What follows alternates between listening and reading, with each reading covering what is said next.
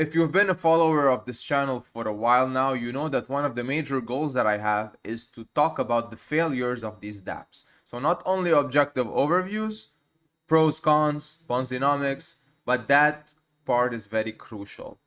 Unfortunately, many people benefit of the failure of these under the facade that it's a working product. They bring them to their followers, they take payment, they invest that money.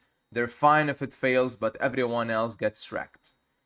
But nobody talks about these things because they don't want to bring down the house of cards. They want to keep the ball rolling for many of these dApps to come out and to promise that this one is the one.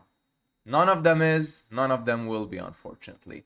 Now, the ROI blueprint is something that I'm gonna, lay out on you. So I came up with this, but of course, this is not something novel. It's just a series of thoughts that most of you have, but maybe not put in a certain way. All right. So it's important to keep that in mind whenever you review this. And ARKFI is an example, unfortunately, not because I want to bully them, but because they fit the profile perfectly.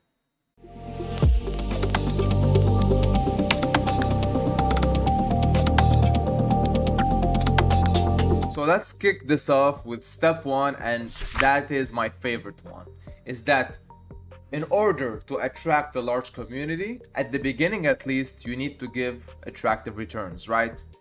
And ARK, like I said, is the perfect example.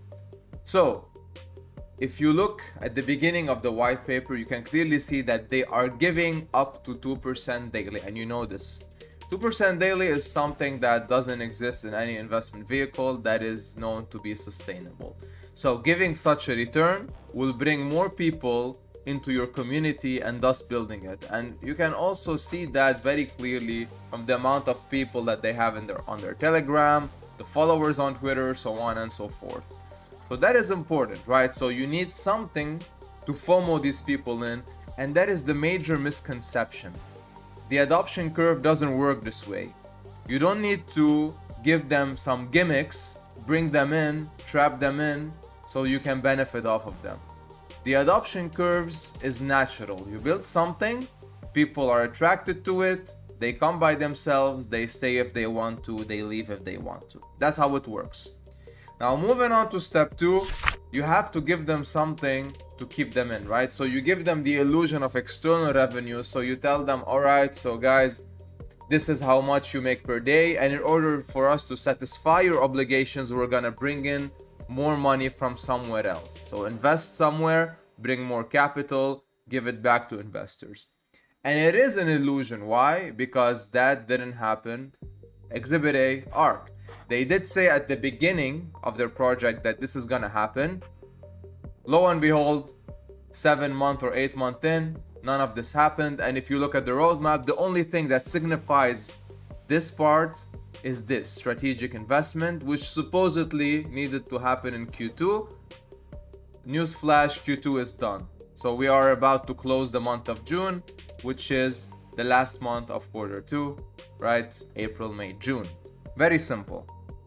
Now, moving on a bit further, in order to keep people for a specific time frame, compounding more, bringing more people in, active in the system, the team has to be out there, right? Has to be active, look professional, because they need to keep the people locked in, so to speak. And ARK is doing that perfectly. So not only they have a so-called professional roadmap, as you can clearly see with the fiat on-ramp, the DVPN, the ARK gold token, whatever that means. Not only that, they do daily podcasts, they talk about the future development, current development, whatever is gonna happen, the mods are engaging, promises are thrown out there. So all of these things are perfect and they signify everything that's been happening in ARKFI, all right? Now moving on, everything that they wanna bring forward, I'm talking about, like I mentioned, the decentralized VPN, the ARK Gold chain, the debit card, maybe whatever they want to implement as a product requires new capital, because the ROIdapp capital, one, is not their own, and if they want to use it, they're gonna raise so many red flags. So they need new money to develop these things. And what perfect way to get this money from the community they already built starting from the ROIdapp. So they recently did a raise with I think for the DVPN, if I'm not mistaken, and they did require ARK tokens, which is something that their community has in abundance. So they didn't have to look elsewhere. They have their own people to invest in something new and put more money in. And we're talking about the same people that most probably haven't ROI'd yet or are still behind on their investment. But that's okay, right? Because this is the next thing. This is the next new thing. And unfortunately, like I said, there is something about people's hope and people's trust in these things, because they see that, alright, the team has been active for sure, and so on and so forth. So yeah, so they're gonna do what they said they're gonna do, even though they missed out on so many things. And then we come to the inevitable part, which is what is happening right now, and that is the collapse of the ROIdapp. And by that, I mean that the price of the native asset plummeting from its highs or from its sideways trading. And who is affected by this? The investors. Not the team, because the team doesn't have skin in the game. It's just people who put in money, who took out some, and now they're losing on their money. Alright, so the chart says it all. If it rings a bell, it should, because this is the exact chart. If you apply this on any other ROIdapp, this is what you'll see after a few months. If you zoom out a bit further, you can clearly see how ugly the chart is. You see, so an artificial hold at a certain price point, then when the reserves cannot tolerate this anymore, you have a huge drop because people keep selling. I mean, look at the selling versus buying, for example, for the daily, so on and so forth. Now, in order to correct this, the team might come out and say, but guys, the new stuff that we're gonna bring out is gonna help the ROIdapp, so they're gonna help your investment in the ROIdapp, alright? However, this is the expectation. This is what they want you to think. Reality, this isn't gonna happen, alright? Reality means that whatever is happening right now is the complete opposite. The ROIdapp existed just to bring people in, to move out from the Ponzi stuff, and to potentially, you know, become a legit project through one of these products that they would, you know, potentially release. So that is the reality. That's why the expectation is always, okay, so we're gonna start with an ROIdapp, we're gonna help it out with the products and tell that to people, and people's trust and hope will keep them in. But that's falsehood, complete falsehood, all right? And you can clearly see that the first thing that they released as a product was a mobile application which was completely useless.